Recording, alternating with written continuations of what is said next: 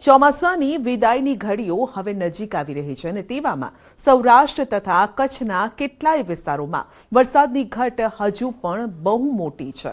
મેઘરાજાને રીઝવવા માટે આ વિસ્તારના લોકો ભગવાનની શરણમાં તો પહોંચ્યા છે, હવે વિજ્ઞાનની મદદ લેવાની માંગણી પણ થઈ રહી છે। વિજ્ઞાનનો પ્રયોગ એક કૃત્રિમ વરસાદ, પરંતુ શું કચ્છ અને સૌરાષ્ટ્રમાં કૃત્રિમ વરસાદનો પ્રયોગ કારગર સાબિત થઈ શકે? શું એટલો કૃત્રિમ વરસાદ પડશે કે અછત નહીં રહે?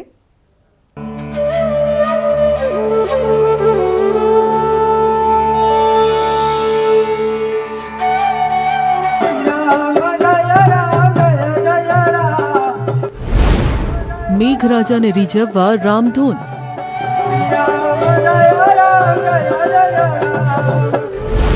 મેહુલિયાને મનાવવા મહાયજ્ઞ,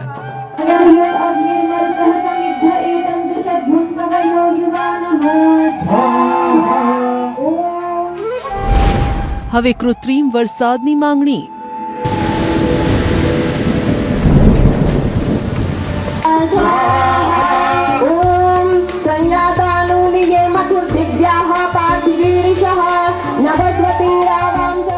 ભગવાન રામનું નામ મેઘરાજાને રીઝવવા લેવામાં આવી રહ્યું છે।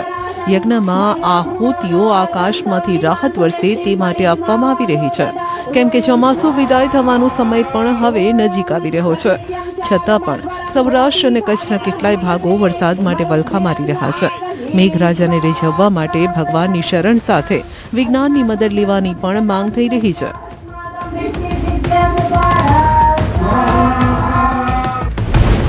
સૌરાષ્ટ્રમાં વરસાદની ઘટ માટે નકલી વરસાદ।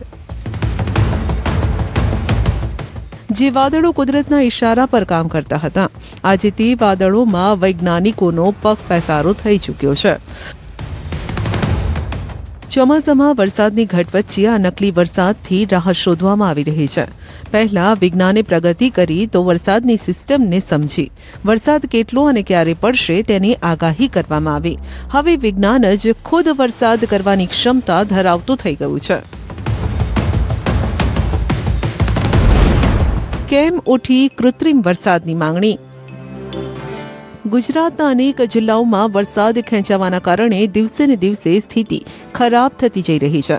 દેવભૂમિ દ્વારકા, પોરબંદર, જામનગર અને કચ્છમાં મોટે ભાગે ઓછા વરસાદના કારણે ગંભીર સ્થિતિ સર્જાય છે। દુષ્કાળ જેવી સ્થિતિ છે। અડધા ગુજરાતમાં વરસાદની ઘટ છે, અથવા વરસાદ પડ્યો છે તો પણ અસાધારણ પડ્યો છે। સૌરાષ્ટ્ર જ નહીં, અન્ય જિલ્લા પણ એવા છે જ્યાં હજુ વરસાદની ઘટ છે। ખેડૂત પાક બચાવવા માટે હવાતિયા મારી રહ્યો છે।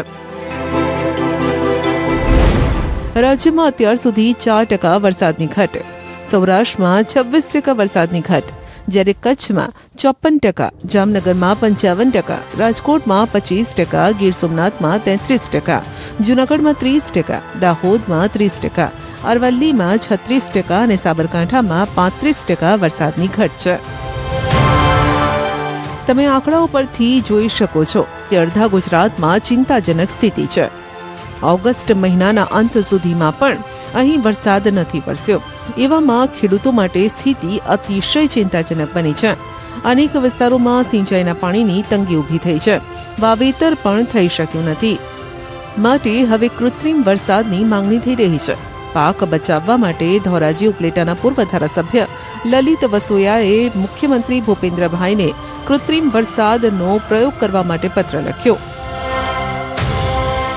રાજ્ય સરકારને ગુજરાતના મુખ્યમંત્રીને પત્ર લખી અને તાત્કાલિક ધોરણે સૌરાષ્ટ્રની અંદર કૃત્રિમ વરસાદનો પ્રયોગ કરવો જોઈએ, અને તો જ ખેડૂતોના ઊભા પાક બચી શકશે, ખેડૂતોને એનાથી ફાયદો થશે। એટલે રાજ્ય સરકારને મીડિયાના મારફતે પણ વિનંતી કરું છું કે તાત્કાલિક ધોરણે સારું વાતાવરણ છે અને કૃત્રિમ વરસાદનો પ્રયોગ કરવો જોઈએ।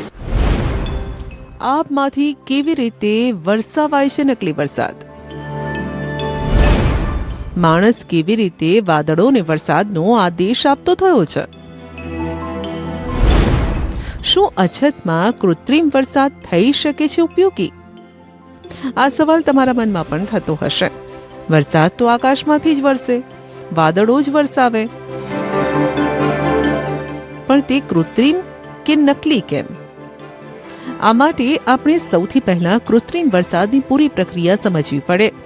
એકદમ સરળ ભાષામાં સમજીએ તો પ્લેનમાં કિનારાની પાંખોમાં ફ્લેયરના બોક્સ હોય છે, જેમાં રસાયણ ભરવામાં આવે છે. ત્યારબાદ આ પ્લેન વાદળો વચ્ચે જાય છે. ત્યારબાદ ફ્લેયર પોતાની અંદરના રસાયણને વાદળમાં છોડે છે. ત્યારબાદ વરસાદની પ્રક્રિયાની આખી સિસ્ટમ તૈયાર થાય છે અને પછી વાદળ વરસાદના રૂપમાં વરસવા લાગે છે. આ માટે silver iodide, potassium iodide, carbon dioxide એટલે કે સૂકો બરફ અને મીઠાનો ઉપયોગ થાય છે, જેને ટાર્ગેટ વાદળ સુધી પહોંચાડવામાં આવે છે. કૃત્રિમ વર્ષા માટે હાથ ધરાતી પદ્ધતિને વૈજ્ઞાનિક ભાષામાં ક્લાઉડ સીડિંગ પણ કહેવાય છે. ગુજરાતમાં પણ સૌરાષ્ટ્ર કચ્છના કેટલાક વિસ્તારમાં વરસાદની અછત છે. જ્યાં સિંચાઈની સુવિધા નથી ત્યાં ખેડૂતો મુશ્કેલીમાં છે. અનેક વિસ્તારમાં સિંચાઈના પાણીની તંગી ઊભી થઈ છે તથા વાવેતર પણ થઈ શક્યું નથી. જો કે કૃત્રિમ વરસાદ કંઈ એમ જ નથી થઈ જતો. તે માટે વાતાવરણ પણ સાનુકૂળ હોવું જોઈએ. પૂરતા પ્રમાણમાં ભેજવાળા અને ઊંચાઈવાળા વાદળ હોવા જરૂરી છે. વાદળ અને વાતાવરણમાં પૂરતો ભેજ પણ જરૂરી છે. વાદળનું તાપમાન અનુકૂળ હોવું જોઈએ. પવનની દિશા પણ સાનુકૂળ હોવી જોઈએ. તો હવે એક કૃત્રિમ વરસાદ શું એનો વિકલ્પ છે? કૃત્રિમ વરસાદ ડેફિનેટલી કરી શકાય. કૃત્રિમ વરસાદ એટલે એક આપણે સાયન્સની ભાષામાં એને કહીએ તો એક એવું છે કે ક્લાઉડ સીડિંગ, મતલબ આર્ટિફિશિયલી ક્લાઉડ સીડિંગ કરવાનું. એની અંદર એક અમુક પ્રકારના મિક્સર, અમુક કેમિકલ્સનું મિક્સર કરીને એ ક્લાઉડ ફોર્મેશનમાં એને એડ કરવાનો, જેના કારણે ત્યાં આગળ વરસાદની રચના બને.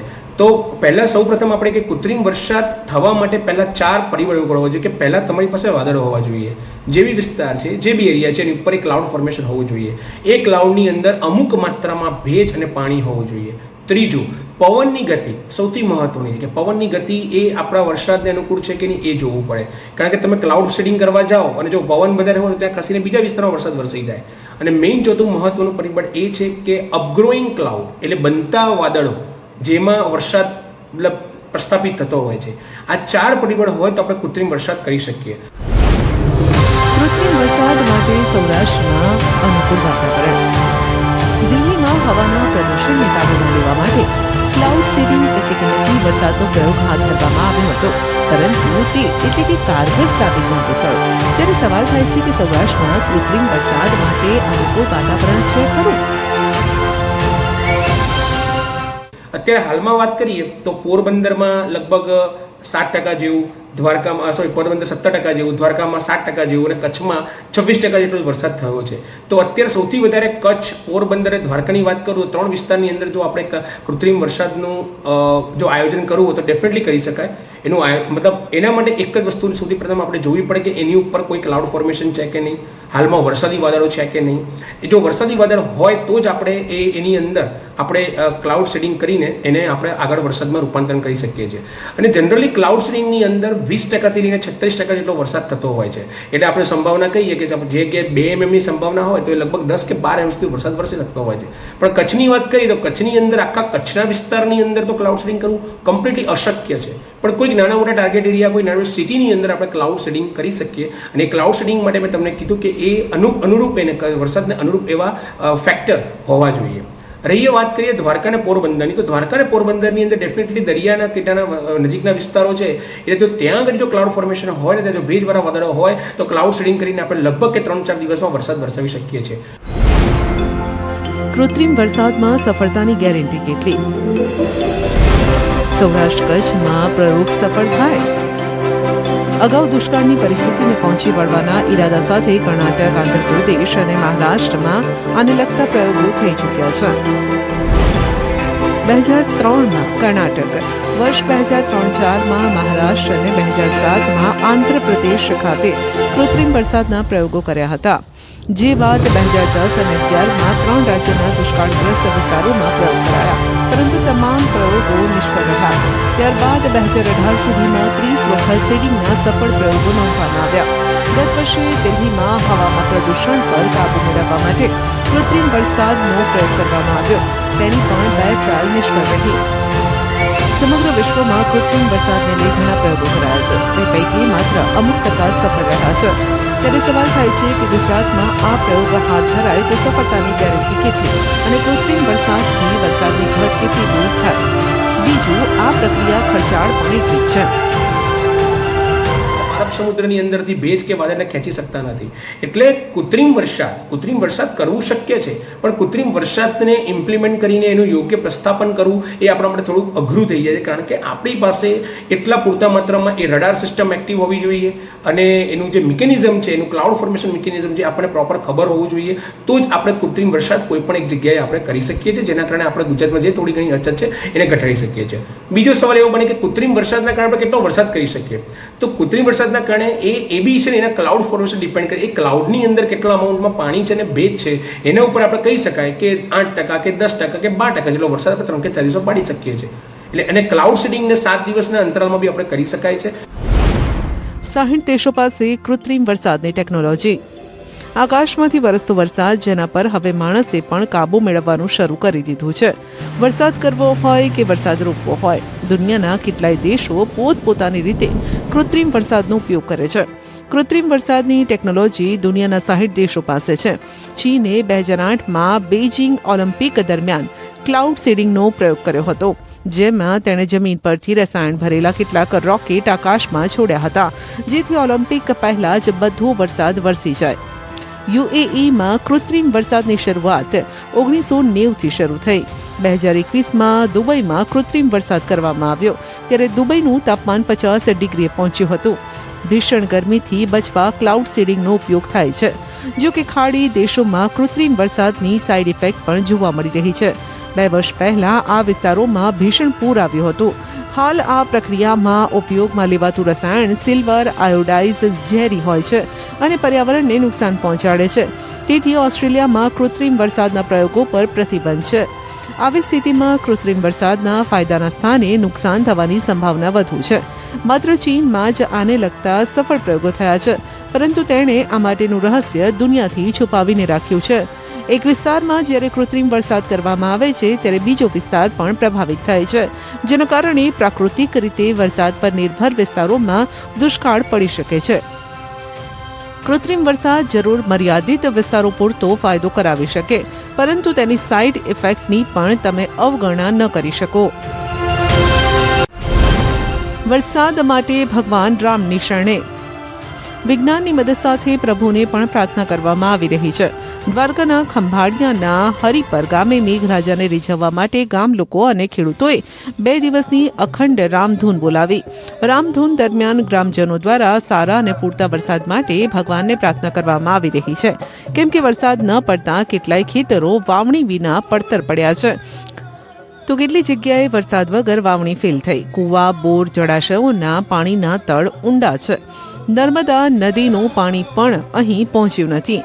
આવી પરિસ્થિતિમાં ખેડૂતો હવે ભગવાન ભરોસે છે. છૂટાછવાયા વરસાદ પડ્યો તો જેના હિસાબે ખેડૂતોએ હિંમત કરી અને વાવણી વાવી દીધી છે પોતાના રિસ્ક ઉપર. વરસાદ તો બિલકુલ થયો જ નથી અને અત્યારે હાલમાં પણ વરસાદ નથી. તો અમે આખા ગામ હરિપર આખા ગામે સંપી અને રામધૂનનું નક્કી કર્યું છે. 24 કલાકની અખંડ રામધૂન બેસાડી છે અમે લોકોએ. કંઈક ભગવાન વરસાદ દે તો એમની પ્રાર્થના કરી છીએ ને સરકારને અમે પ્રાર્થના કરી કે થોડોક રાહત દે તો અમે બહુ સુખ થાય. નકર અમારા તો ખેંચાઈ ગયા એટલે કંઈ અમારી પાસે તો કંઈ છે નહીં અત્યારે. આજે જોઈએ તો સૌની યોજનાનું પાણી દેવભૂમિ દ્વારકા જિલ્લામાં સરકારે પણ છોડ્યું નથી, અને જો સરકારે પણ સામે જોતી નથી અને જે પાકનું વાવેતર થયું છે એ સંપૂર્ણ નાશ અત્યારે સુકાઈ ગયા ઉપર છે. અને અમે અત્યારે ભગવાન ભરોસે છીએ. આ હરિપર ગામમાં વરસાદ છે નહીં અને અત્યારે જે વાવ્યું છે કુદરતે દીધું છે થોડું પણ અત્યારે સુકાય છે. એના માટે કંઈ હવે ભગવાન જો દયા કરે તો સારી વાત છે. મેઘરાજાને રીઝવવા વર્ષા મહાયજ્ઞ. દ્વારકામાં મંત્ર તો કચ્છમાં યજ્ઞથી મેઘરાજાને રીઝવવા પ્રયાસ થઈ રહ્યો છે. પાંધ્રોના એકતાનગર સ્થિત જલારામ મંદિર પરિસરમાં જીવ કલ્યાણ સમિતિએ 6 દિવસીય વર્ષા મહાયજ્ઞનું આયોજન કર્યું છે. યજ્ઞમાં 1000 લીટર ગાયનું ઘી, 84 પ્રકારની ઔષધિઓ, 22 પ્રકારના ધાન્ય, 18 પ્રકારના સુગંધિત દ્રવ્યો, 82 પ્રકારની જડીબુટ્ટીઓ સહિતની સામગ્રીની આહુતિ અપાશે. લોકો હવે પોતપોતાના ઇષ્ટદેવના શરણે છે, આસ્થાના સહારે છે. સૌની યોજનાનું પાણી છોડવાની માંગ. જામનગરમાં પણ મેઘરાજાએ આ વર્ષે જમાવટ નથી કરી, માટે ખેડૂતોની હાલત કફોડી બની છે. કોંગ્રેસ ખેડૂતોની વહારે આવી છે. કોંગ્રેસે જામનગરને દુષ્કાળગ્રસ્ત જાહેર કરી સૌની યોજનાનું પાણી છોડવાની માંગ કરી છે અને સાથે જ જિલ્લાના ગ્રામ્ય વિસ્તારોમાં પશુઓ માટે ઘાસચારા વિતરણની વ્યવસ્થા શરૂ કરવાની માંગ કરી છે. કોંગ્રેસ દ્વારા આક્ષેપ કરાયો છે કે ભાજપની વર્તમાન સરકારે વરસાદનું ધારાધોરણ નક્કી કરી દુષ્કાળ જાહેર કરવાની પોલિસી બનાવી છે. તેનો પણ વરસાદ ઓછો પડવાના કારણે દુષ્કાળગ્રસ્ત જાહેર નહીં કરી ઉલાળ્યો કરાયો હોવાનું જણાવી તાત્કાલિક ખેડૂતોને રાહત આપવા માટે ખાસ ધિરાણ માફી, ઘાસચારો વિતરણ કરવાનું અને દુષ્કાળગ્રસ્ત વિસ્તારોના લાભ આપવા માટે માંગણી કરાઈ છે. જે સરકારે નિયમ બનાવ્યો કે 4 અઠવાડિયા વરસાદ ના પડે એને દુષ્કાળ કહેવાય, જે સરકારે નિયમ બનાવ્યો કે 60% કરતા વધારે વરસાદની ઘટ હોય તો એને અતિ ગંભીર પરિસ્થિતિ કહેવાય, એ જ સરકાર તમામ નિયમો જાણે ભૂલી ગઈ હોય અને કૃષિ મંત્રી જાણે ખુરશી મંત્રી બની ગયા હોય એવી રીતે એમ કહે છે કે દ્વારકાધીશ ધ્યાન રાખશે. એટલે આજે જામનગર જિલ્લા કોંગ્રેસ સમિતિ દ્વારા આ મુદ્દાઓને લઈ જામનગર જિલ્લાને દુષ્કાળગ્રસ્ત જાહેર કરવામાં આવે, ઘાસચારા વિતરણ કેન્દ્રો ખોલવામાં આવે, ડેમો ભરવામાં આવે, ખેડૂતોનું ચાલુ વર્ષનું પાક ધિરાણ માફ કરવામાં આવે, રાહત કામો ચાલુ કરવામાં આવે વગેરે બાબતોને લઈ અને માંગો સાથે કલેક્ટરને આવેદનપત્ર આપ્યું હતું.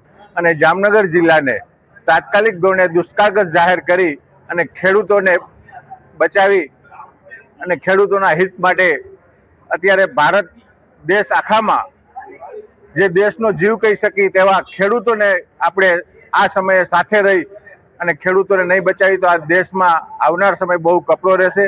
એટલે અમે સરકારને વિનંતી કરી છે કે જામનગર જિલ્લાને તાત્કાલિક ધોરણે દુષ્કાળગ્રસ્ત જાહેર કરવામાં આવે. જો આ પગલું ભરવામાં નહીં આવે તો આવનાર સમયમાં રસ્તા રોકો આંદોલન તથા જન આંદોલન કરી અને ખેડૂતોના હિત માટે કોંગ્રેસ રોડ ઉપર ઉતરશે.